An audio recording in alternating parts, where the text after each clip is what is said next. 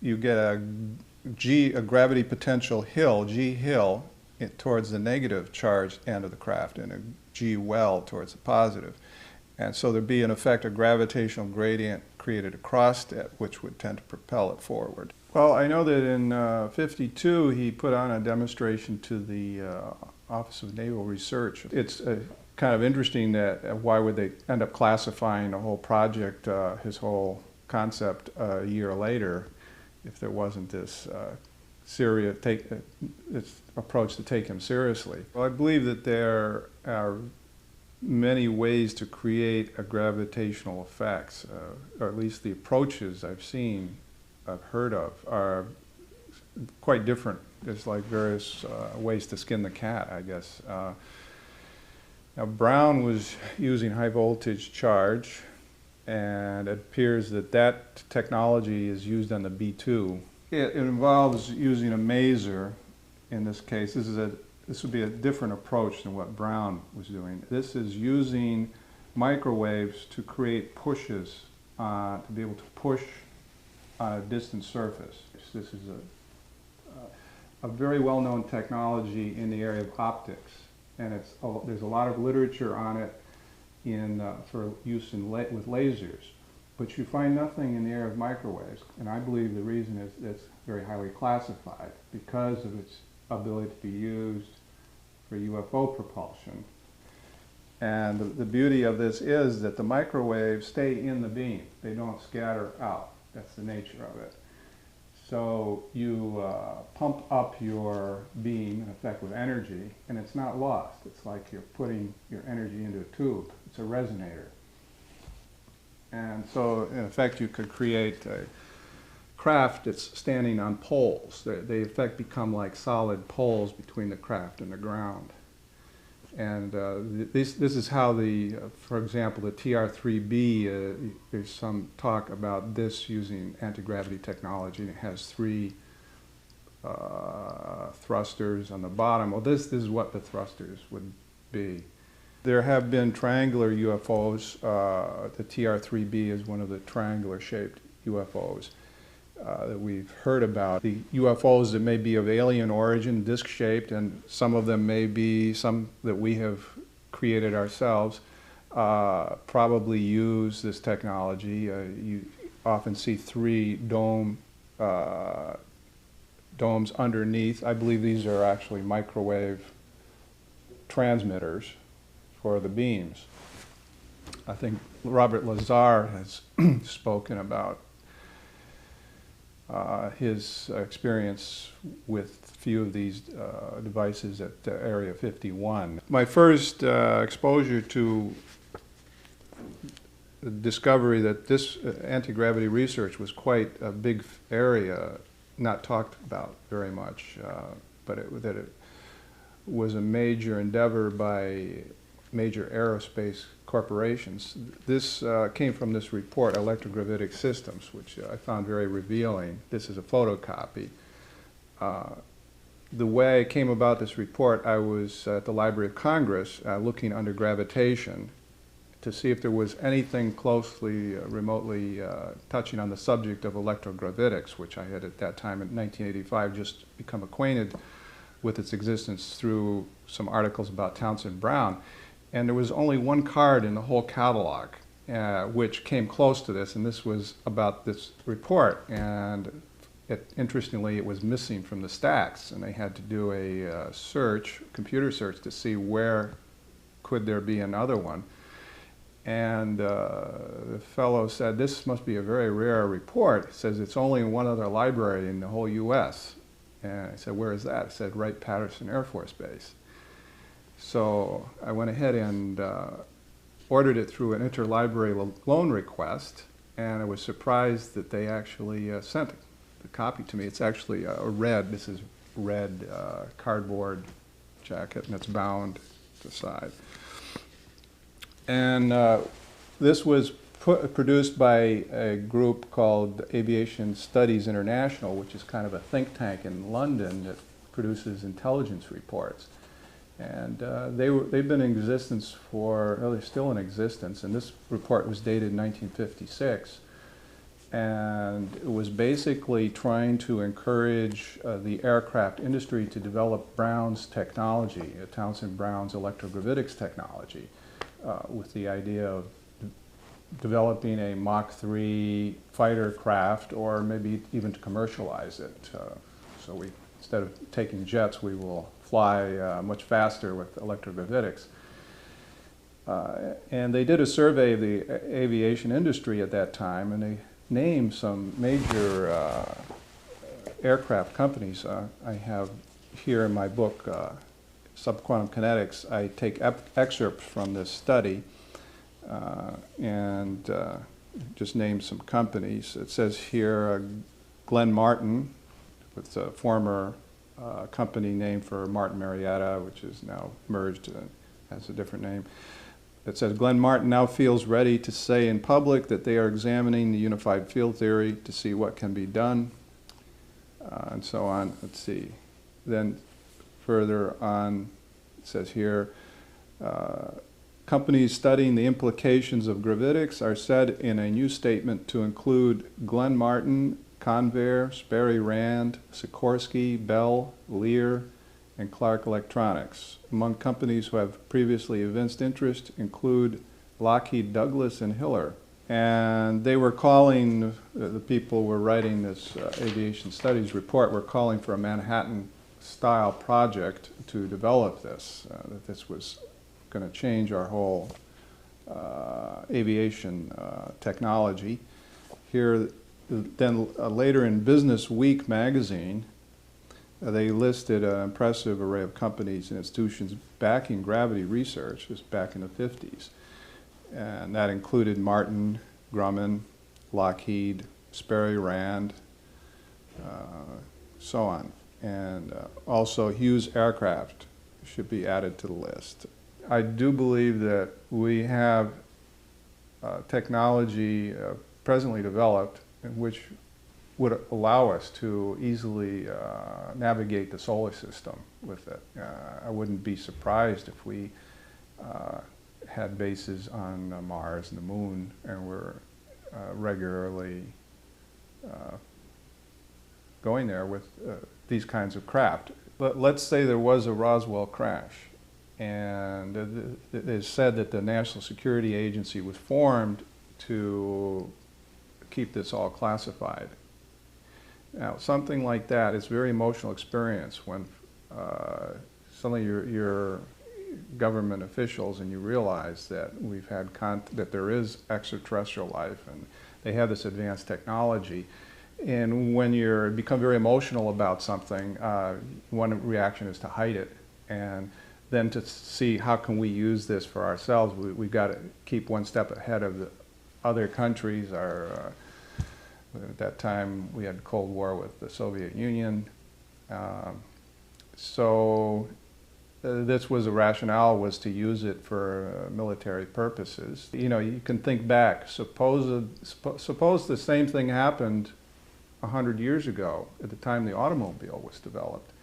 I sincerely believe we'd still be driving horse and buggies today, because there would be the fear that the automobile could change warfare. It would mean much higher speed travel, and obviously we should classify this. At that time, there wasn't the same mechanism in place for, we didn't have the NSA and this major program to contain advanced technologies. We think of it as a science, as a scientific discipline. It's based on observation and it's open to change. And one thing I've learned, because I have my degree in physics from since '69, at that time I was thinking that it was that way, that it was very objective science. And as you learn more about it and about the people, about the scientists themselves, you realize how much it is a religion.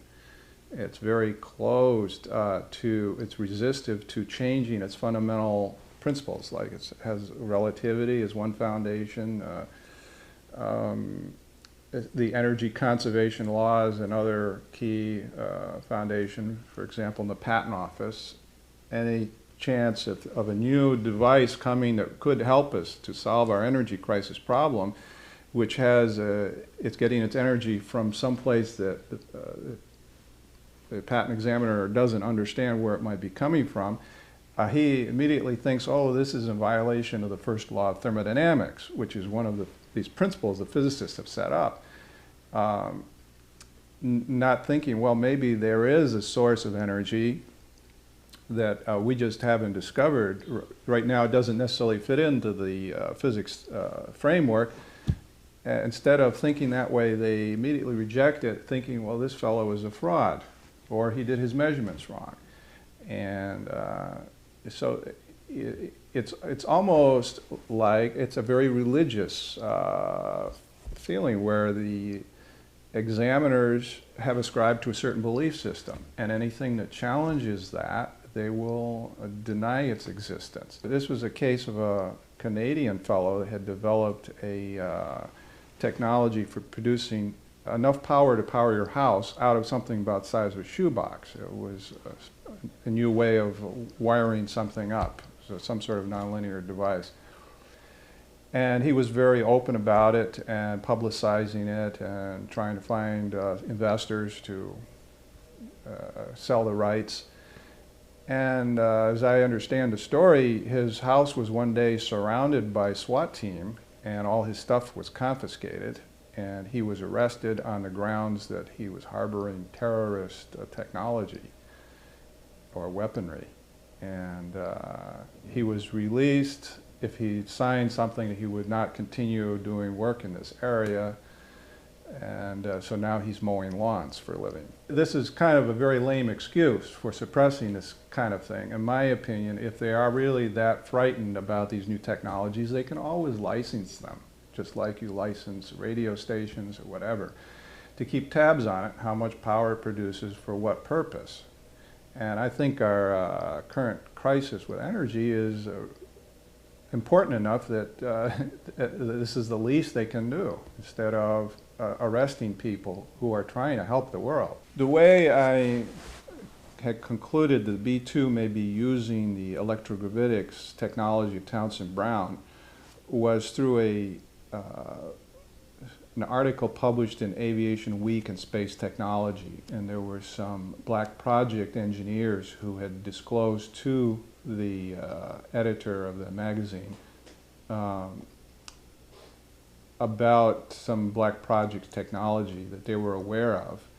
And one of the things they said was in relation to the B2, that the B2 charges the leading edge of its wing to a high voltage, and its exhaust is charged to an opposite charge, high voltage charge.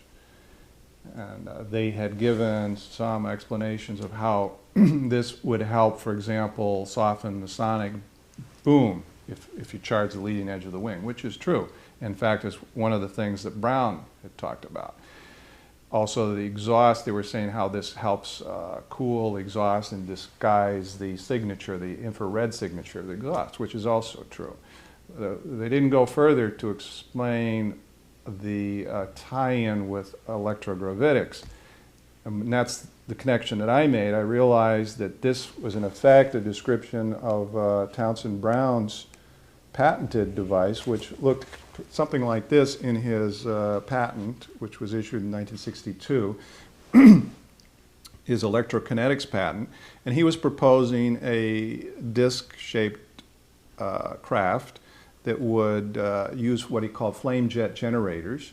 These are jet engines that have been converted into sort of giant Van de Graaff generators. You can actually get, he was proposing that you could develop actually 15 million volts through this technique. In effect, then, the jet becomes your electrical generator. It's, in effect, a high voltage electric generator.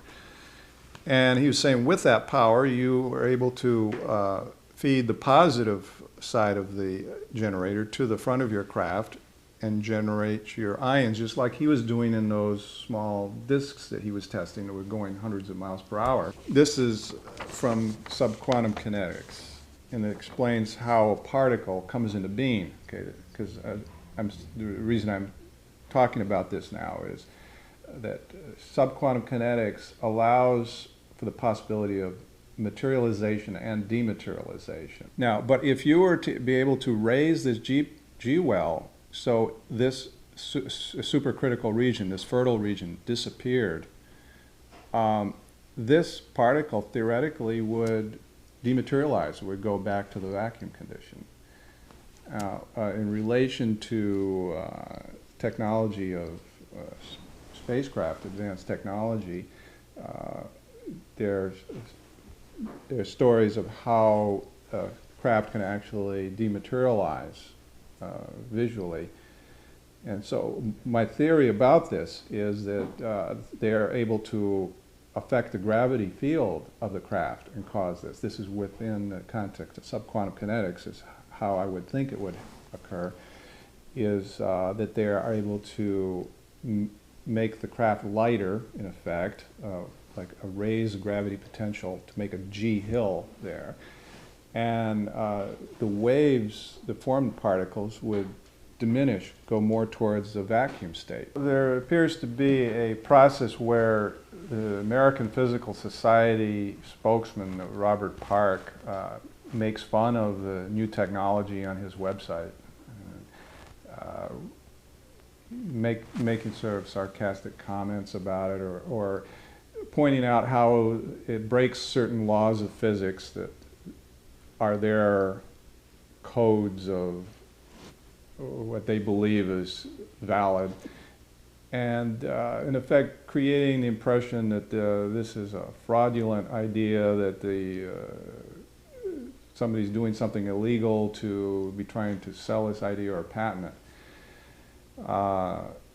In the case of black light, they had a long vendetta against the inventor of this process, who is able to get energy out of just plain water. That a glass of water would produce more energy than if you had that glass filled with gasoline, which is what Mills is finding. He's finding ultraviolet light is given off during this transition, and this is how he generates the energy.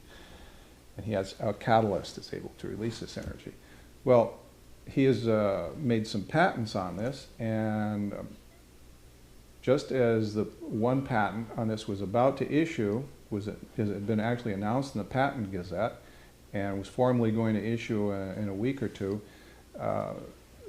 Robert Park starts making fun of it on his website, and apparently there must have been a email campaign or contacting the patent office.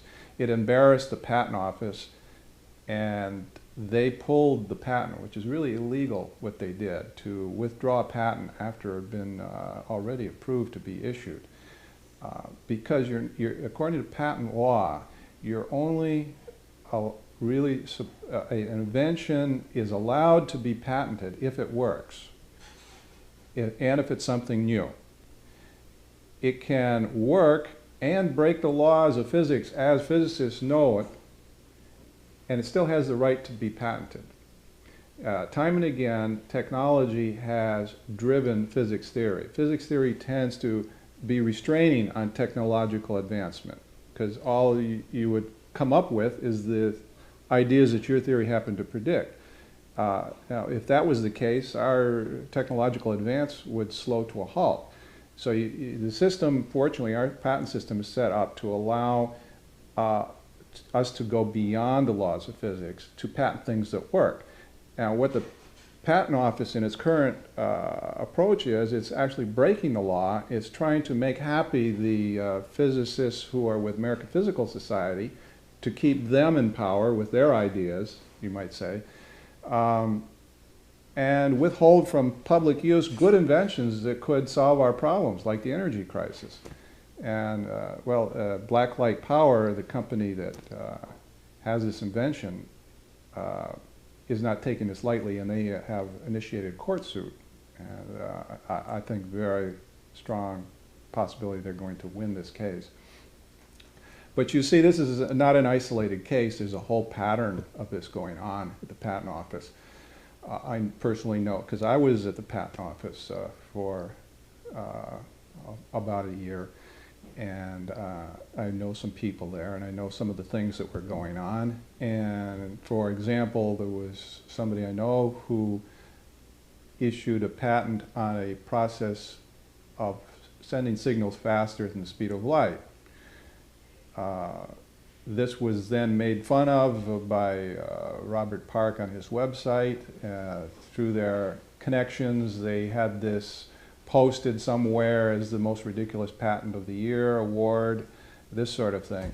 In effect, they embarrassed the patent office, and shortly after this happened, this embarrassing publicity occurred, the commissioner of the patent office reprimanded the examiner and his supervisor, and he threatened to fire the supervisor.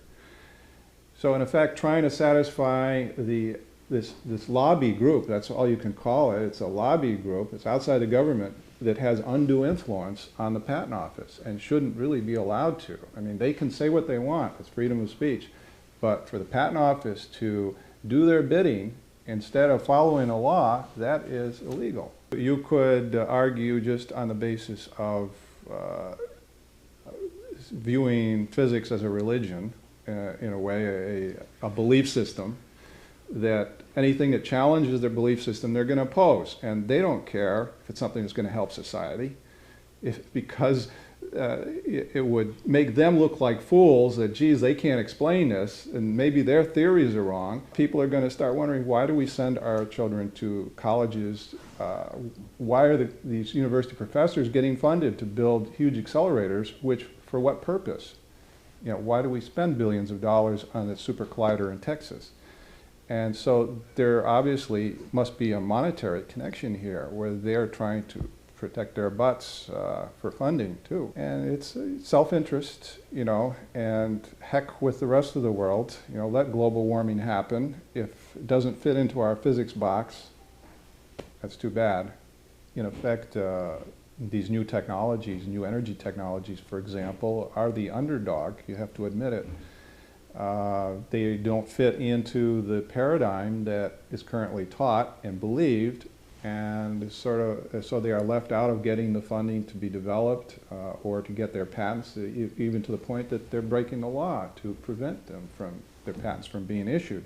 Without their patents being issued, how are investors going to invest in the company? So we need a massive education program to educate the patent office on how they should follow the laws instead of breaking the law. We see already with the oil problems and the high prices, we have heard about the melting of the Arctic, the rise in temperature, global warming effects. These are real. We really have to start initiating this program as soon as possible. Attention, this should be a major issue of concern for Congress. The paradigm that we're in, that's been taught it's being taught in our universities, in physics classes, chemistry classes. It's fine in the past, and it's done well, but we're at a point where we need to go beyond that. We need technologies that don't fit in that paradigm.